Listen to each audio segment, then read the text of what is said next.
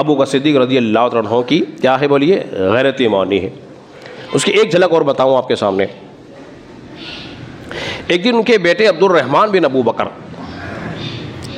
صدیق نے 4 نکاح کیے ہیں. 2 مکے میں کیے, 2 مدینے میں کیے, 4 نکاح آپ نے کیے. اور عرب کا یہ کلچر تھا.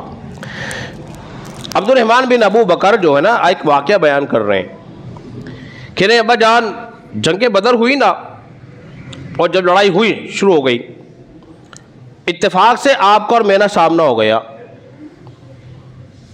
اس جنگ کے اندر. اب میں چاہتا نا تو تلوار کا وار کر کے آپ کو زخمی کر دیتا یا کوئی اور نقصان پہنچا دیتا. میں نے لحاظ کیا, میرے والد ہیں. کیا کیا؟ میں نے لحاظ کیا, میرے والد ہیں. اس لیے کہ آپ جو تھے وہ اعلیٰ لوگوں میں شامل تھے اور میں اعلیٰ لوگوں میں نہیں تھا. یعنی کہ اس وقت آپ ایمان لے آئے تھے اور مسلمانوں کی صف میں تھے, میں غیر مسلموں کی صفوں میں تھا. ایمان لانے سے پہلے کی بات کر رہے ہیں, باپ بیٹے دونوں مل کر. جب انہوں نے اپنی بات مکمل کی نا تو حضرت ابو بکر صدیق بول پڑے. کہا بیٹا تو نے تو بیٹا ہو کر باپ کا لحاظ کر لیا,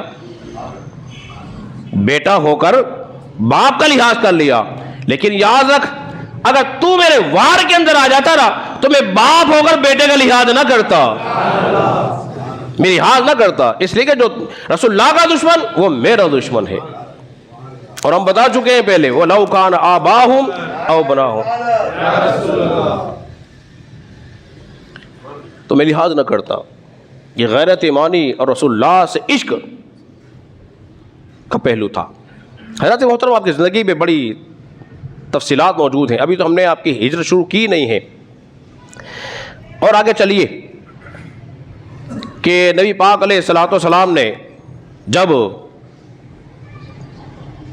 ان کو دعوت اسلام دی اور سورہ تبت یدا ابی لہب وتب نازل ہو گئی, اللہ نے کہہ دیا ابو لہب تو برباد ہو جائے, تیرے ہاتھ ٹوٹ جائے, تو جہنم میں جائے گا, ہمیشہ پڑا رہے گا. جب قرآن مجید فرقان حمید میں یہ آیتیں نازل ہو گئی نا, اس کی بیوی جو تھی نا تو اس کی بیوی غصے کے اندر آئی اور ایک بڑا بھاری پتھر لے آئی